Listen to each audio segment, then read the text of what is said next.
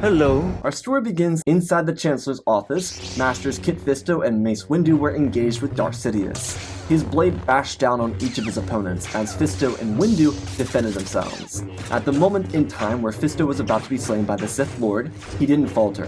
His blade slid between his body and the Sith Lord's weapon. Kit jumped to the side, feeling his head, as Mace threw his weapon forward and shoved Sidious back. Fisto bit onto a riddle and nearly paid with his life. Like Agan Kolar and Sacy Tim, they tried to solve a riddle that was given to them by Palpatine before he actually engaged him. Now that the trick had fled his mind, he was overwhelmed with something else. In the array of darkness and light, Fisto felt something disrupt the fight. It was a presence in the Force, one belonging to a confused Jedi. One who hadn't waited inside the council chambers as he was instructed to. Fisto looked up again, and he was watching the Master of the Order show off why he was who he was. Master Windu blasted his weapon forward, kicking Palpatine's lightsaber out of his hands and driving his lightsaber towards him. The Sith Lord felt terror and fear as he fell backwards and placed his hands on the ground, using them to help him find a place of refuge. It all happened in slow motion to Kit Fisto. He was gratefully disturbed by Anakin's arrival, but he moved over to be by Windu's side, as he held his weapon at Palpatine's face. He didn't try to kill him, or anything. He simply placed his lightsaber there, waiting patiently for Sidious to say something stupid. Palpatine could feel what Fisto had felt. It was something Mace could acknowledge, but didn't deter him from his mission, the mission of destroying the Sith once and for all, and ending this destructive conflict.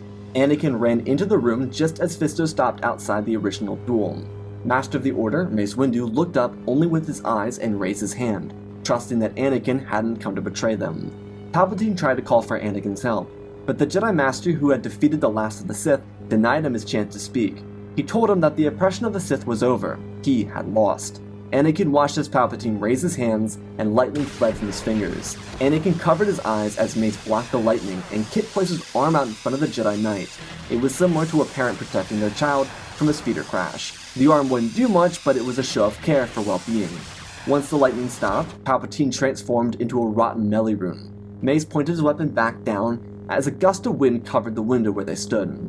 Anakin tried to intervene. He could see that this had gone far enough. He didn't know where he needed to go. Did he trust the Sith to save Padme or the Jedi? Without a definitive answer in his mind, he prepared to react to it. Fisto, who had been so confused by Anakin's arrival, could sense the immediate shift in the Force. Anakin grabbed his lightsaber and prepared to strike at Mace, just as the Jedi Master prepared to execute the Sith Lord. Was it wrong morally? Possibly. Maybe Mace was in the wrong. Maybe Anakin was in the wrong. But in the middle sat an individual who was responsible for millions of deaths and the carnage that would set the galaxy back decades if not centuries in political realms. Palpatine was too dangerous to be kept alive. Mace understood that, and if he wanted to maintain order, the individual who had manipulated an entire war from the comfort of his Coruscant residence needed to be killed. As Palpatine prepared to swing down, Fisto grabbed his lightsaber from his belt and ignited it. The sound of his blade ringing out coincided with that of Anakin's, and their weapons hissed as they connected just short of Mace's arm. The Jedi Master continued with his swing, dragging the weapon down Palpatine's neck, decapitating him immediately. He stepped back, watching Fisto shove Anakin backwards, regaining his full strength. Once it was finished, Anakin regret what he had done immediately. Seeing Palpatine's head roll reminded him of Dooku's death. It was very similar, even down to the words they said. Anakin looked up at Fisto and Windu, who turned their full attention to him. Nothing but disappointment on their faces. The young Jedi turned his eyes to Fisto, then to Windu, then back to Fisto again. Kit looked over, watching Mace step up towards him. Anakin was sinking into his anger. He wanted the answers. He wanted this tension to end. Mace lowered his own weapon and took a deep breath. He expressed that Anakin could have had it all. He was about to be made a master. He wouldn't have to deal with the fallout of this. Why couldn't he just follow the simplest of orders? They sent him to the council chambers to protect him. His heart was jaded. They could feel his confusion. Why did he have to do that? Mace's face contorted. He was ravished with frustration. This wasn't supposed to get so complicated, and it was so much worse now. Anakin saw the visible pain from Windu's face, and he actually started to feel bad. He hadn't been seeing things from their perspective. In his own mind, they never deserved that perspective. But for his own sanity in this moment especially, maybe it was something he was supposed to do. Mace came off as cruel in his mind, but he was the youngest member welcomed into the council since Windu himself. What would he be jealous of? Mace was directing Anakin to take a seat because more pressing matters had presented themselves. The council had agreed that they would make Anakin a master at the end of the war. but he had to earn their trust. He earned it, and now it was gone. 2 Jedi Council masters were dead, and Anakin could care less, always off trying to get what he wanted and make things the way he wanted to make them. This was the real world though. Mace looked to Fisto and told him to take Anakin back to the temple. He had to clean up this mess alone. Anakin gripped his lightsaber, but he didn't know what to do. Fisto stepped forward, extinguishing his own weapon and reaching out. Anakin gave in, and Kit held out his hand, taking the Jedi weapon from Anakin and putting it on his own belt and walking him back to the LAAT the Jedi Masters arrived in, and then bringing him to the temple. The process following Palpatine's death would be a nightmare. Mace brought in temple guards and Senate guards. The Coruscant Guard was also brought in. The Master of the Order, despite being the executioner, wanted to have full transparency with the entire process. With corrupted files from within the security computer, there weren't full answers aside from the first-hand account from Mace Windu. Luckily, because of how everything had transpired, members of the Senate Guard had come into the room only moments following Kit and Anakin's exit, so they were able to see Mace inside the chambers looking down at the body of Palpatine. This allowed multiple witnesses to prove that Mace hadn't interacted with the security footage. In other words, someone who was already in the office before the event transpired had access to them, i.e. Palpatine. Despite the transparency, the Coruscant Guard arrested Mace and planned to do the same to Fisto and Anakin. But there was a slight issue. Grandmaster Yoda was contacted about Anakin's betrayal, and it was decided, on a whim, that Anakin would be removed from the Jedi Order for the foreseeable future. This blindsided Anakin, who was Shaak Ti, Kit Fisto, and Coleman Cash inside the temple, as well as former counselors Tara Sinube and Jocasta Nu. They were able to officially revoke Anakin's status as a Jedi Knight. This 180 was horrible for Anakin, and he didn't expect it. His lightsaber was taken away from him before he could actually officially lose his status. Truthfully, he was furious, but without a lightsaber and 4 temple guards, Coleman, Shaak Ti, Kit, Jocasta, and Sindralak, he couldn't really do much. Master Fisto agreed to go quietly with Anakin and the Coruscant Guard to be imprisoned with Master of the Order Mace Windu inside the Republic military complex on the far side of the city, outside the Senate District. The whole thing was a mess, and information was quickly going into the Galactic Senate itself. Master Plo Koon from Keda Nemodia was ushered home quickly, with Grandmaster Yoda following him. Their campaigns were pretty much over. Keda Nemodia belonged to the Republic, and Master Luminar Unduli could command the rest of the defense from Kashyyyk. The Republic Senate erupted into chaos. Mas Amedda called the actions of these few radicals appalling, and they should be dealt with. He was the first one to suggest the notion of the death penalty. Mas did not refer to these radicals as Jedi, being that not every single one of them was publicly recognized as a Jedi anymore. Even though Anakin was the poster boy of the war, he had been ousted by the Order, and he had betrayed the trust of the Chancellor from the public perspective, so he was number 1 on their hate list. Padme, who watched over her constituents tear Anakin apart with verbal accusations and suggest his termination, she had to leave. She could feel her heart shatter at the mere thought of Anakin dying, and she was rushed to the hospital for a couple-day early premature birth, due to all the extra stress. The Senate continued to bubble with new information. The public was entranced by this information being relayed by the senators, clones, and guardsmen. With 2 counselors dead and 2 in prison, it was truthfully hard to get a grasp on what actually happened. No one believed the Jedi would kill their own. There had been a case about it about 100 years beforehand of a Jedi Master doing that, but no one by this point was familiar with Master Soul's case.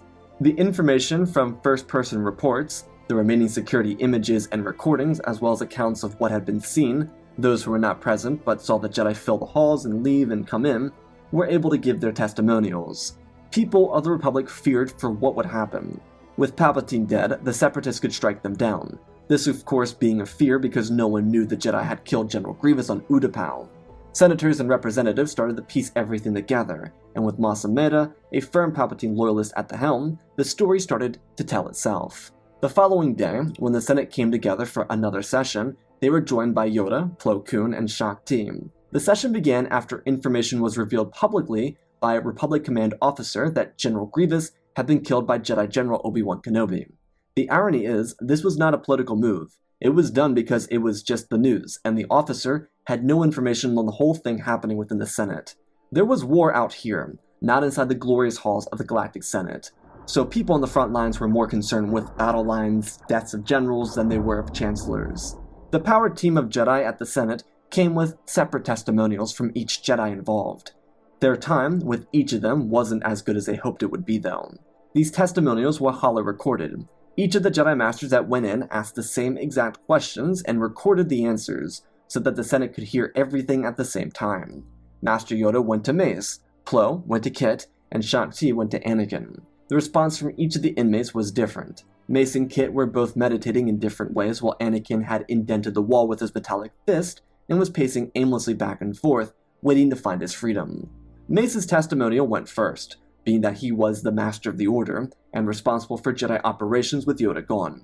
He disclosed that the Jedi Council had placed Anakin on a secret mission to report on the Chancellor's dealings. It was a nice way of not saying spy.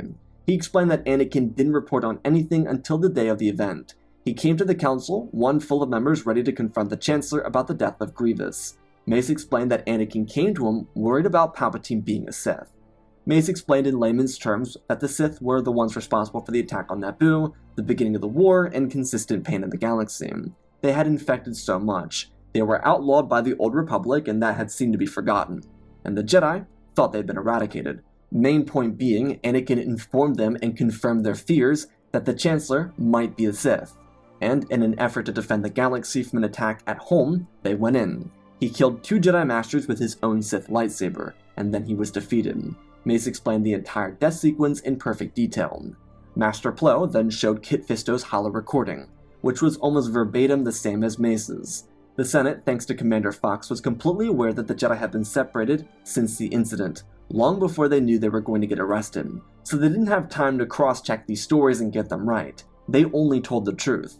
Fisto's perspective just included the fact that he almost died because of Anakin's arrival. Master Shakti's recording was much different. The poster boy of the Republic, a man adored by so many, told a story that did not align. He didn't mention his visit with Palpatine. He complained that the counselors had sent him to the council chambers, and he left after feeling the call to do so. He described everything in unison to what Mace and Kit had described, just a little bit more vulgar.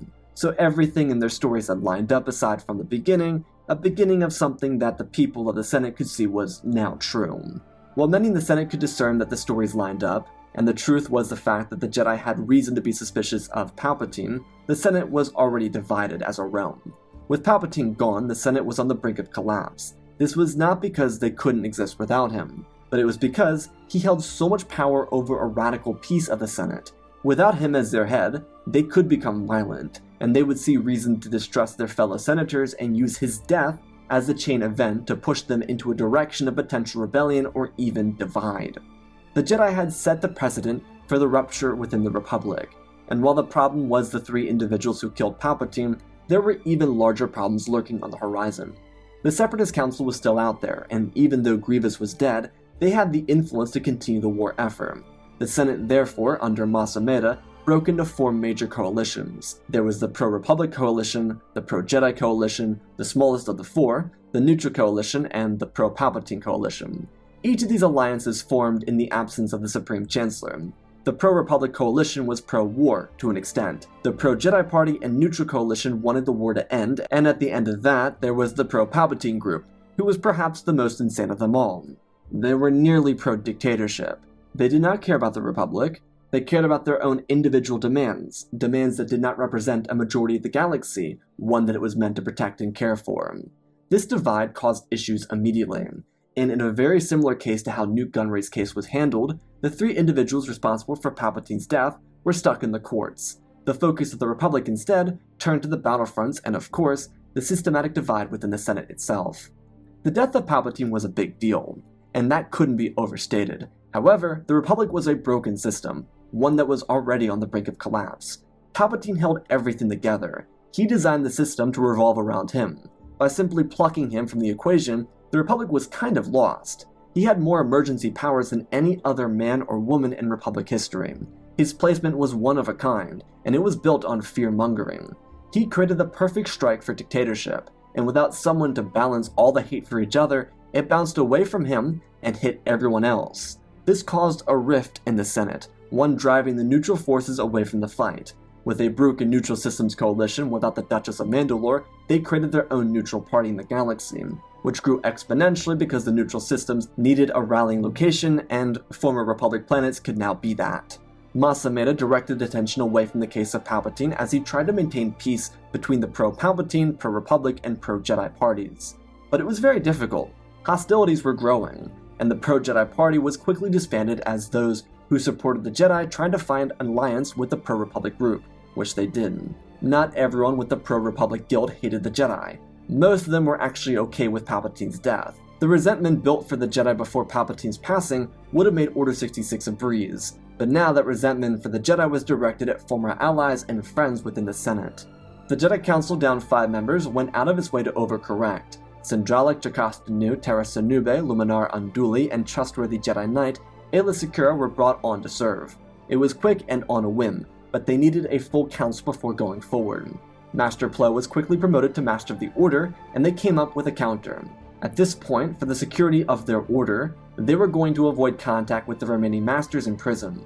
Anakin was no longer a Jedi, and therefore not a concern to them.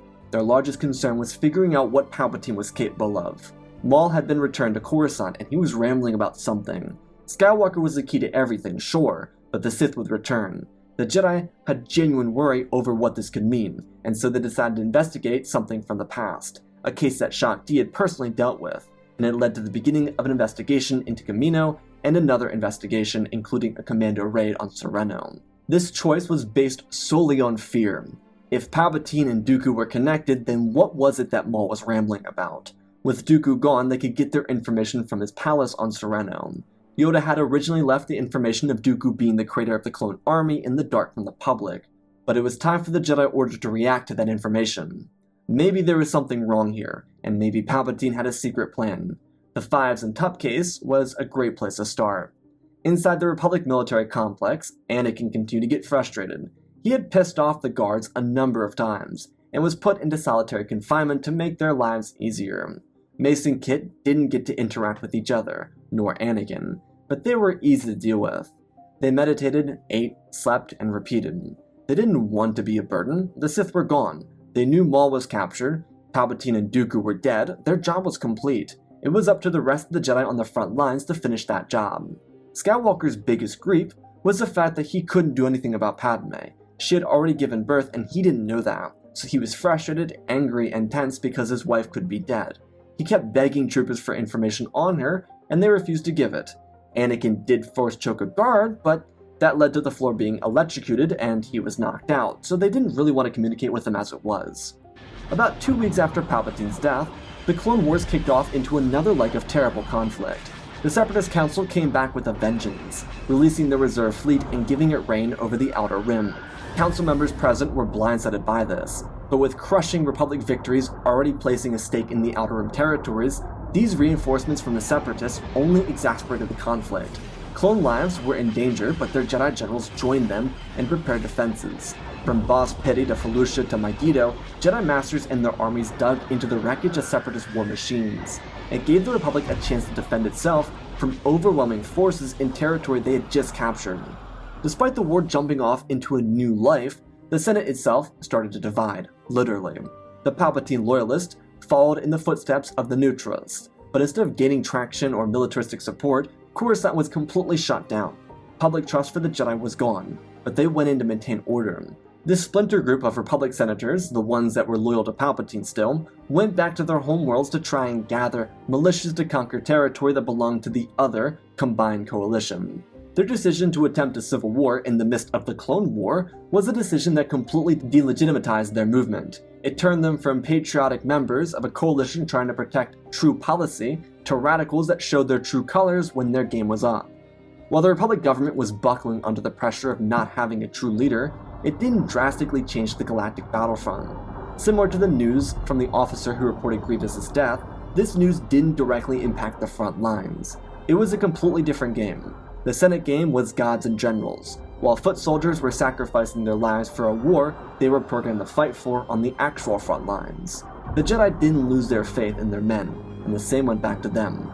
However, in the Outer Rim, a Jedi task force led by Shakti returned to Kamino to investigate. They had been here for about a week. Ever since the Senate hearings that surrounded Palpatine's death devolved into political squabbles about policy that didn't impact the war, or the actual case at hand around the 3 Jedi, they left to conquer bigger tasks. There was a secret looming inside the heart of the clone army. One that, at the end of the week, the Jedi task force was able to find. With the guidance of Grandmaster Yoda, the Kamino leadership were captured, Lama Su and Nala Se were preparing a strategy to try and counter the Jedi, but they didn't have allies anymore. Tyrannus and Sidious were their only really big supporters, and both were dead. They didn't have the ability to just justify the exposure of their program to the Senate, because the Senate was in gridlock. They attempted to get in contact with the Separatist Council, but they also weren't in contact with anyone either. The Separatists were having their own issues, just like the Republic. The Council was acting as a rogue element, one that didn't even have the backing of the Confederacy. Due to the way everything had transpired, that being the deaths of Dooku and Grievous, the Confederacy tried to rectify things with the Republic, but they couldn't. They simply had to wait and hope that something positive would come out of this, being that the Confederacy didn't want to serve with the CIS anymore.